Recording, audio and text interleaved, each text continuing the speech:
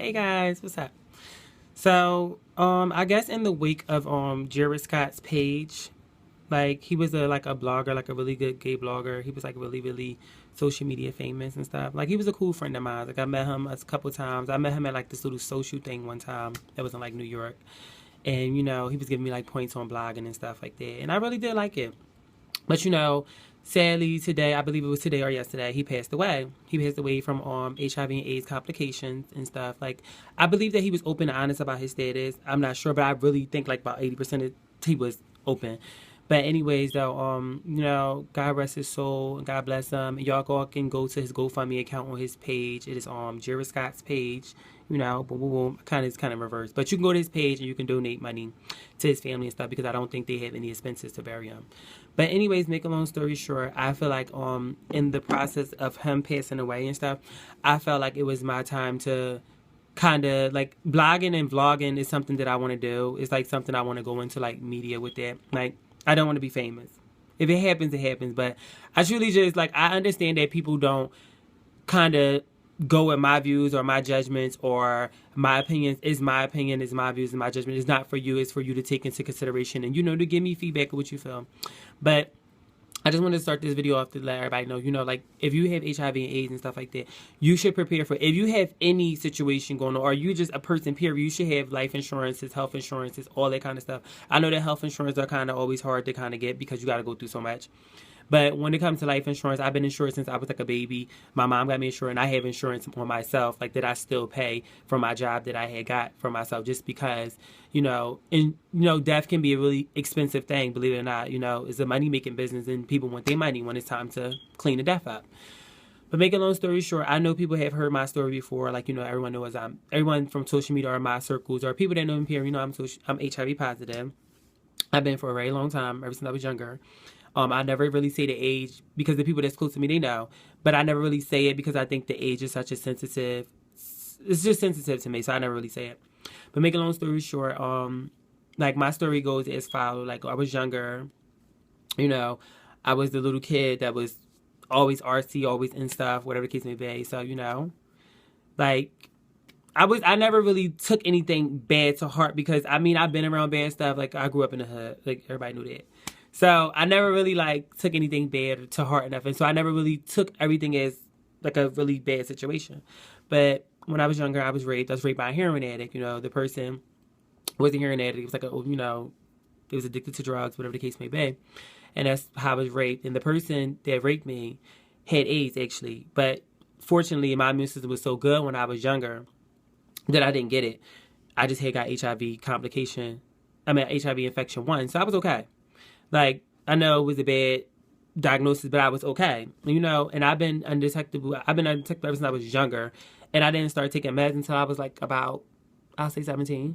That's when I started taking meds and stuff. And I still to this day only take 1 pill. So I'm not dying. I know that's like a thing that goes with, oh, you're dying. I'm not dying. If I was dying, and as long as I had HIV, I should have been dead. But make a long story short, that's always my story. And I always tell people, they feel like, oh, that's something sensitive you shouldn't talk about. No, I feel like it is something that I should talk about because just like Jarrett, I bet you Jarrett was such a person. Everybody know him from social media. He was always talking about topics from either Real Housewives of Atlanta or just any type of social media situation. But it's so crazy that this man who was so open and he was like into so much stuff when it came to social media and had so many opinions and views and stuff, he really couldn't talk about his HIV status. And believe it or not, if he probably would have still been alive because you'd have had people checking up on him for his health. You'd have had people telling him, Jarrett, are you okay? He would have had the support system that he need. Not saying that he didn't because we don't know his life. None of us really do besides we're in his circle. We knew him from social media. But in the midst of all that situation, all them situations that have occurred with that man, God bless his soul. And I hope he has a beautiful funeral and whatever the case may be. And, my condolences go to his family. But for the most part, I think that for people not telling their stories or not having the option to come out about it, about the HIV status, regardless how you contract the HIV, you're still human and you still deserve some dignity and you still deserve support, regardless if you were just a person who was have risky behavior. Because, we're not going to deny that there are some people who have risky behaviors and they indulge in risky situations that put them in other situations. We're not going to not say that. But even still, you're still human, and you deserve the support and the love from your peers as much as possible. Because I know that if it wasn't for some of my gay children and my family, not my biological family, because I didn't really tell my biological family until it was time. Like me and my mother kept it to our point because some families can't handle it, you know, especially black families. They still are stigmatized HIV and AIDS, and they stigmatize a lot of diseases, but HIV and AIDS is always still a stigma. Even in the gay community, you have a lot of children.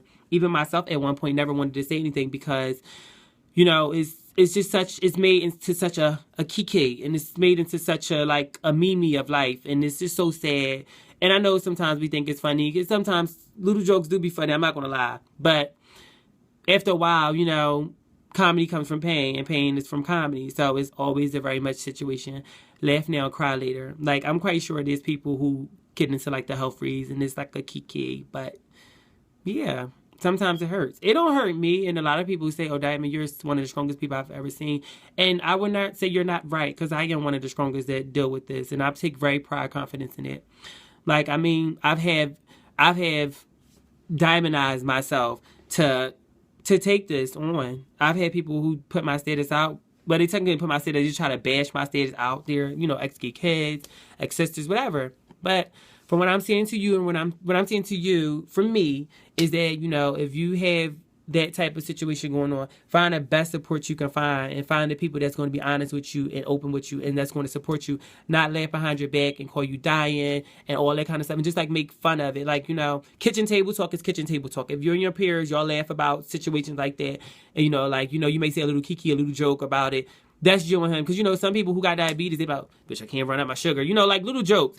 That's between you and that person. But I think as far as you being around people who constantly make a joke out of it day-to-day basis, you shouldn't be around them, because secretly in their head, they're just looking at you like, oh, you know, you're just my little dying girlfriend. My little girlfriend got the kitty. My little girlfriend got the monster.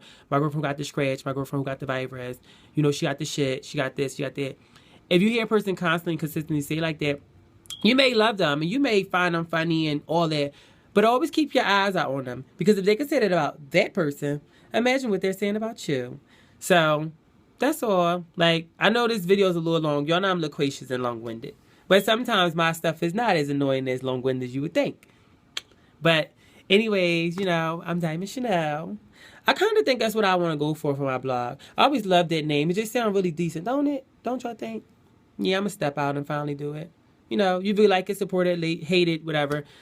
I don't care. Just as long as you share it and view it. That's all that matters. But anyways, bye everyone. And, you know, just take into account, and rest in peace, Jarrett Scott. It's a sad day, but I know you probably up in there typing in heaven or in hell. Let me stop. Doing your thing. So that's what's up. Oh, let's go, man. It's my son now. Love y'all.